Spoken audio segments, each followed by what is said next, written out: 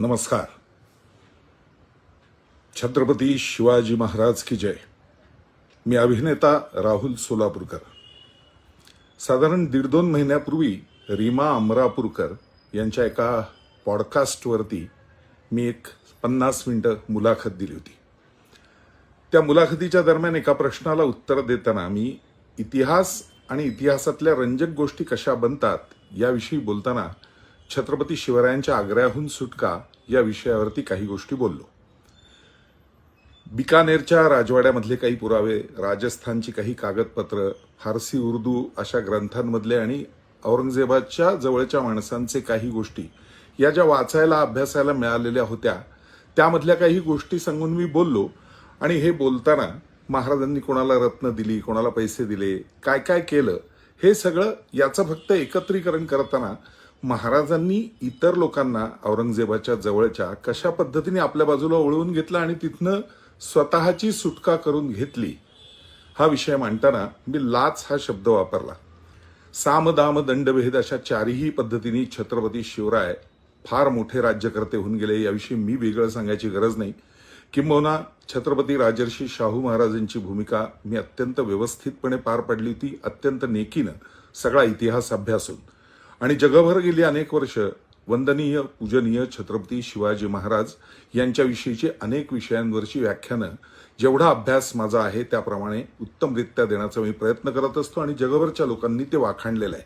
त्यामुळे छत्रपती शिवरायांचा अपमान करायचा हे माझ्या मनात येऊ सुद्धा शकत नाही, त्याचा विचार सुद्धा होऊ शकत नाही. कुणीतरी फक्त त्या पॉडकास्टमधली 2 वाक्य काढून महाराजांनी लाच दिली असा हा बोलला असं म्हणून त्याच्यावरनं जे काही संपूर्ण गदारोळ उठवायला प्रयत्न केला आहे, माझं असं प्रामाणिक सांगणं आहे, यातला कुठलाही हेतू माझा महाराजांचा एवढासा सुद्धा नखबर सुद्धा अपमान करण्याचा नाही.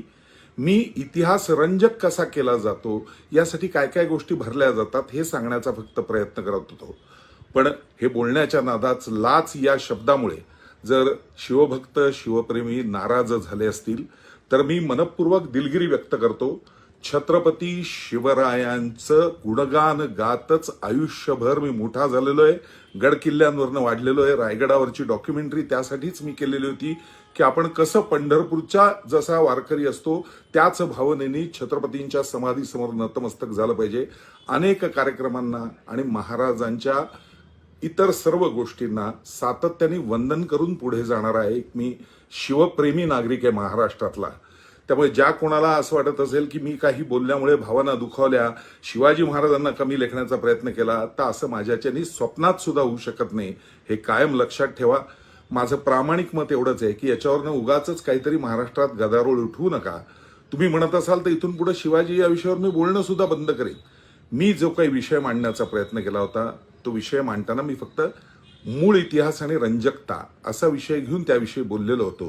त्याविषयी अनेक इतिहास अभ्यासकांनी उत्तम लिहिलेलं आहे. अनेक पुरावे उपलब्ध आहेत फारसी गोष्टींपासून राजस्थानच्या बिकानेरच्या राजवाड्यात जिथं औरंगजेबाचा मूळ तो करार सगळा जो मिर्झा राजे जयसिंगांबरोबर झाला तो उपलब्ध आहे.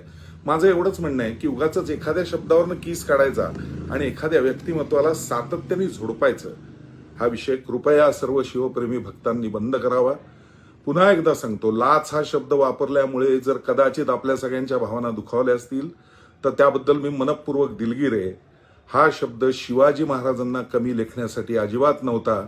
लाचखोर मंडळी औरंगजेबाची होती एवढं मात्र कायम लक्षात ठेवा. त्याचे पुरावे पण आहेत अगदी अली कुली खानपासून सगळ्यांचे. मी त्या विषयात आता मात्र पडणार नाही.